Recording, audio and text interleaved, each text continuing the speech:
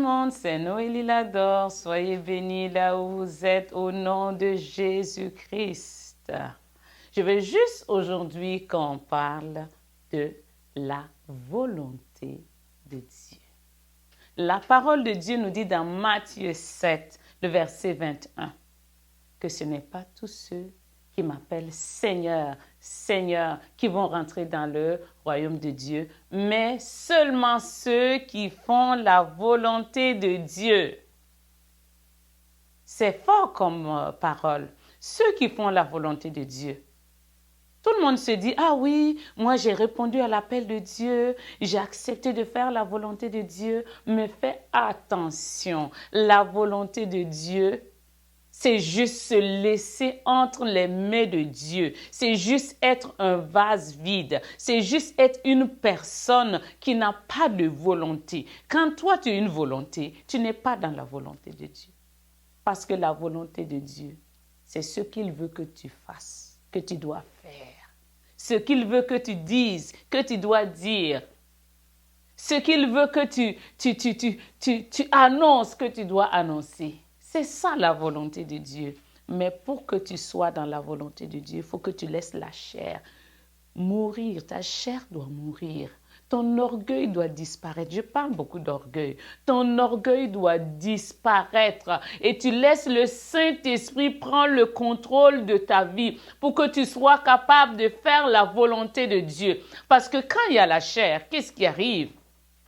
La chair nous empêche de faire la volonté de Dieu. Est-ce que vous vous rappelez de l'histoire de Moïse?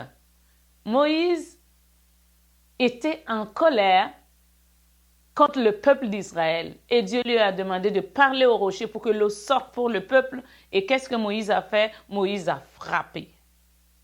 Il était en colère. Ça, c'était la chair qui a pris le dessus. Et à cause de cela, qu'est-ce qui s'est passé? Il n'a pas pu conduire le peuple pour entrer dans la terre promise.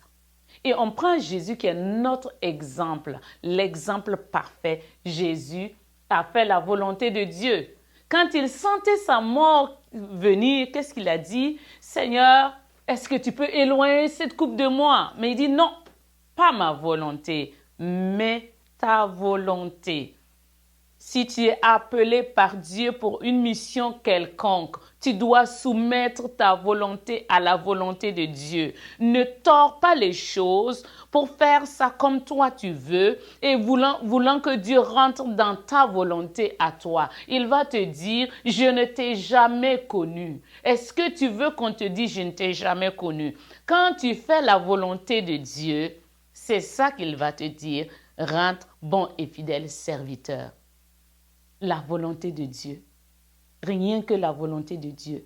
Si tu es appelé par Dieu, je ne veux pas dire que dans la vie que tu ne dois pas avoir de volonté, mais si tu es appelé par Dieu et tu rentres dans un ministère quelconque, parce que c'est Dieu qui t'a appelé pour ce ministère, tu dois faire ce que Dieu te demande de faire. C'est comme quand on prend un ambassadeur qui vient d'un autre pays et qui doit s'installer dans un autre pays. L'ambassadeur n'a pas de volonté que la volonté de ce que son pays, que de faire la volonté de son pays. Il doit faire la volonté de son pays. C'est la même chose pour toi. C'est la même chose pour moi. Si Dieu t'a appelé à le servir, quel que soit le ministère, quelle que soit la forme, tu dois te soumettre à la volonté de Dieu.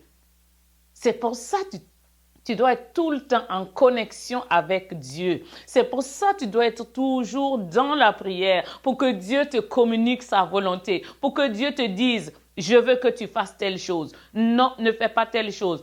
Prends cette direction, même si tu ne comprends pas. Même si tu ne comprends pas pourquoi il dit de faire, fais-le. Parce que Dieu ne va jamais nous conduire dans ce qui n'est pas bon pour nous. Il sait ce qui est bon pour nous.